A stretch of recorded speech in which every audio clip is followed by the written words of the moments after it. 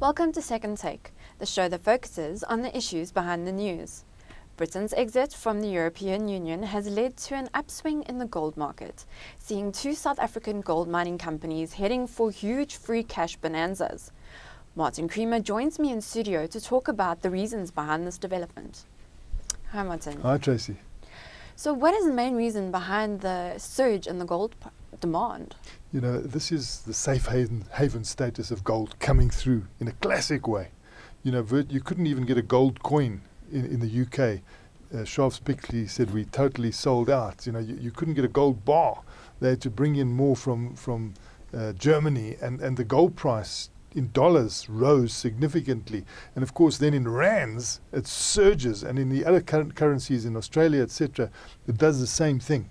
So, you know, the bad news, that the shock, the uncertainty has people running for gold. That's a traditional run that happens whenever the world has problems. And then you see, you know, what gold can do for an economy, because it isn't a currency.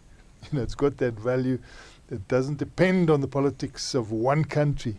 It's spread further, and people suddenly say, hey, we need to get gold because this is like a safety factor for us, you know, almost like something you cling to when you've got trouble.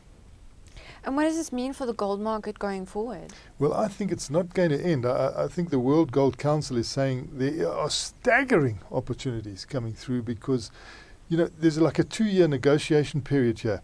Sometimes it's going to be positive, and probably gold will fall then. Sometimes it'll be negative, and then suddenly you'll have gold shooting in again. So it's this uncertainty that I think is going to do well for gold over a prolonged period.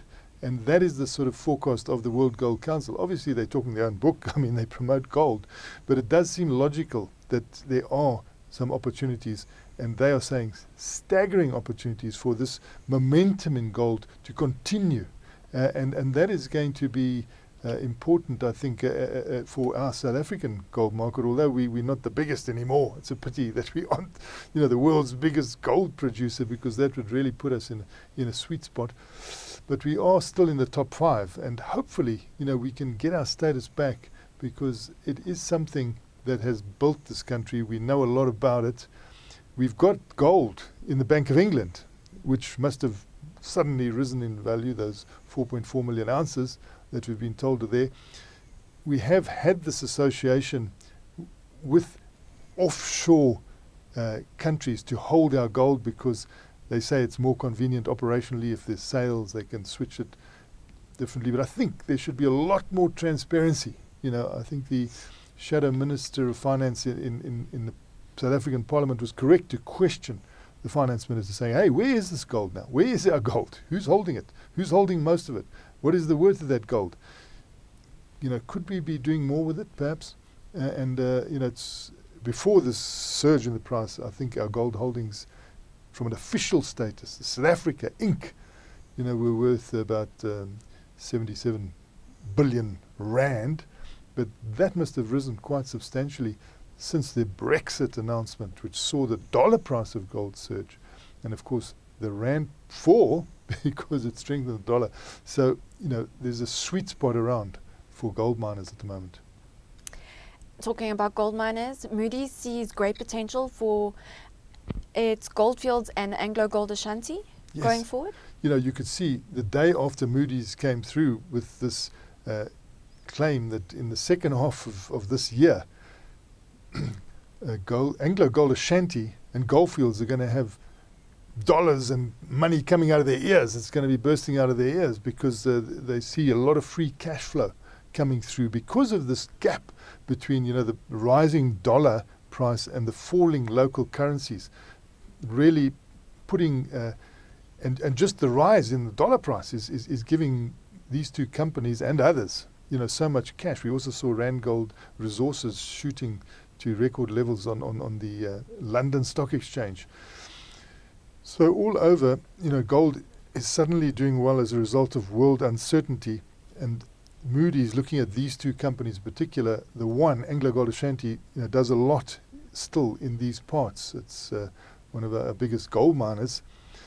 You could see them the day after wiping out debt, saying we're going to use our cash, and they said a little bit of debt as well to wipe out, certain bonds they had that were only repayable in 2020. They want to get rid of them now because they realize, hey, we're in a good spot here. We've got this cash coming in. Let's redeem our debt quickly and make ourselves free of this debt, which again allows more and more free cash flow to come into the coffers of AngloGold Ashanti, Goldfields, and all the other gold miners in similar situations. And I think we can see some strong dividends probably emerging from these companies because they were already talking dividend before this. They were already getting into good positions. We find that with those two companies, you've got both the CEOs, the existing CEOs of AngloGold Ashanti and Goldfields were former CFOs. So the moment there was problem street in gold a couple of years back, they really made sure that they pared back all the problems and reduced debt to as much as they could.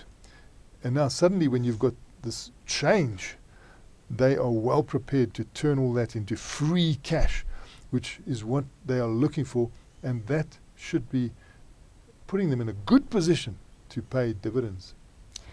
And what do you think the surge in demand for gold means for the South African gold market in general?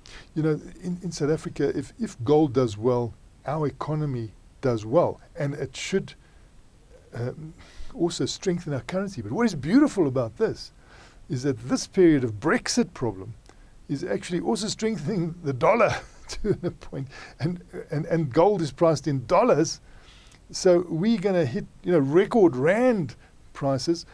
The gold mines have got their situation where their costs are in rands, but their income is in dollars, another sweet spot for them. And you're finding that they're not suffering inflation. The inflation isn't hitting them that one would expect with this weaker currency. So the profit margins are widening as we speak. And if there is not a solution fairly quickly to this problem with Brexit, that could even improve. So that is good for South Africa. We should be producing more gold, of course. I mean, the Rand refinery just down the road here, it has the capacity to refine 10 times more gold than we're producing. I mean, for us to have fallen behind Peru is shocking. How can the likes of China and America and Australia and Peru overtake us? I mean, this is really bad. We should look ourselves in the mirror, including the gold mining companies and the government, and say, look, what are we doing? This is ridiculous. We shouldn't be in this spot. We were the number one gold producer. We had everything gold for us. Let's move into a new area because we know there's still more gold in the ground than we've mined. And we see that sometimes as you go deeper, the grade lifts. So you're also getting a richer gold. So if you can get technology that can enable you to mine at deeper levels safely, and we have got a lot of that, we're on the brink of that sort of technology, we should be opening up, new areas for mining. And hopefully, if gold gets stimulated like this, and if it does have the momentum that some think it will, it could be a very good push for doing more with gold mining in South Africa. Thanks, Martin. It's a great pleasure, Tracy. That's it for today. Join us again next week for more news analysis on the South African mining industry.